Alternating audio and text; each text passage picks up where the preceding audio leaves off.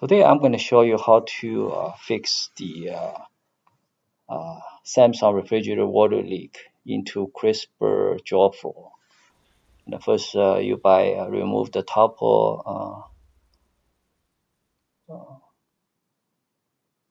level.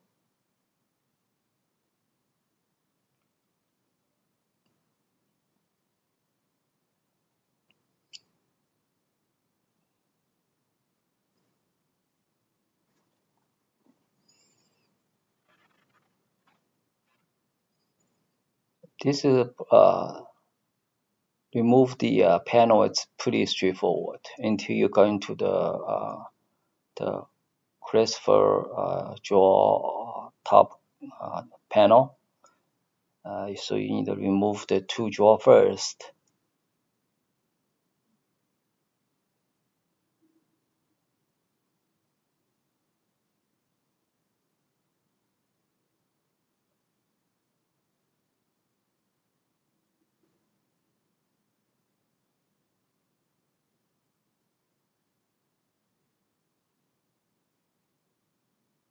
And once you remove the two jaw, this middle supporting bracket, make sure you're using both hand to press that middle bracket and pull towards yourself. And it's usually could be tried a few times. Sometimes very tough to get out. Okay, now you just make sure to gently slide the cover towards you, and then when you move out and tilt it, unplug the power, and now you need to remove the bigger panel. And there's two screws on the left, right, and there's middle screw at the bottom, and top is holding the metal bracket. It should be pretty easy.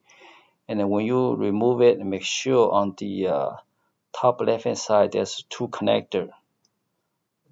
Since the cable is so short, it's very difficult to remove. Just take your time.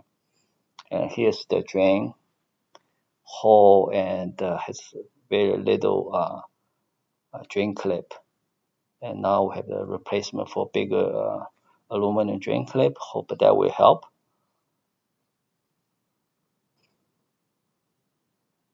And also make sure to pour some water, and make sure water gonna go down through that hole freely. And I'm gonna show you how to, if the drain plug clogged, the water difficult to get in, how do we resolve it.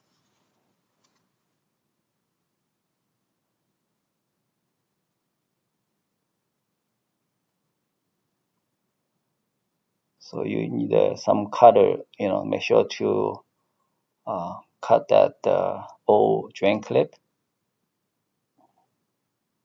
Just watch it, it's very sharp. And then you make sure actually you bend over the new one, because if you do not bend, you cannot insert that the one end to the hole. So you need to bend a little bit. I think my camera doesn't have a good angle to show you guys.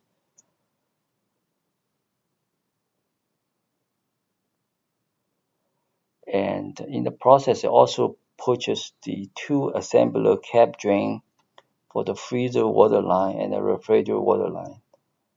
Those cap drains in the back of the refrigerator, and they also come with some aluminum sheets, so you can put on top of the next to the drain, and with a slope, because the material itself sometimes rusted. So when ice drop to that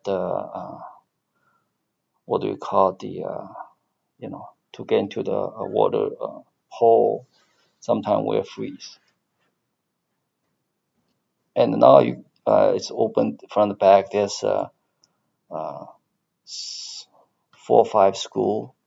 Make sure unscrew it, and then the bottom is just slap, lift up, and you will open it. As you can see, the two cap drain, it's on the right hand side. So make sure clean the compressor area. And a lot of people can try to clean this and try to reuse it. I'm just thinking about, since it's open, it's not, it's sometimes it's difficult to open the bag, so I just replace anyway.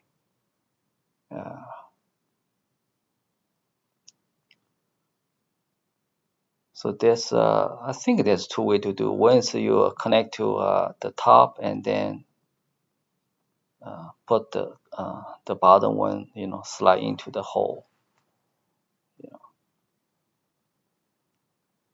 And there's also two holes close to the bottom of it. Make sure do not, there's a two hole here. Okay. You finish install the first one, and then try to install the second one. And now, another component I did purchase is the defrost temperature sensor. And how to test a good temperature sensor? You put ice water in it. Have one, and once you check, the reading has to be, if it's ice water, it's around like 5K when you set up a 200K, 20K ohm setting. And if it's in room temperature, the reading is big. It's like a 20K, so that's what happened to my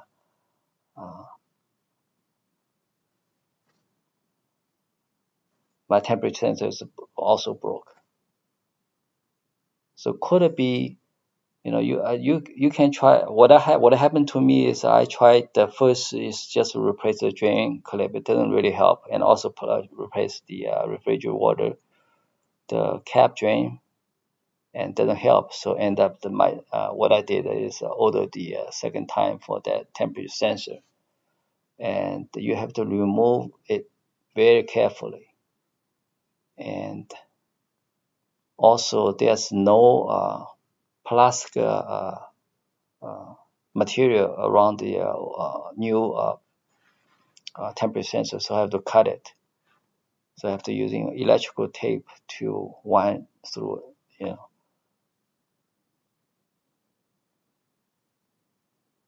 So basically close the cover. As you can see, also I'm using a hair dryer to defrost the ice, make sure everything's good. So thank you very much for watching. Please subscribe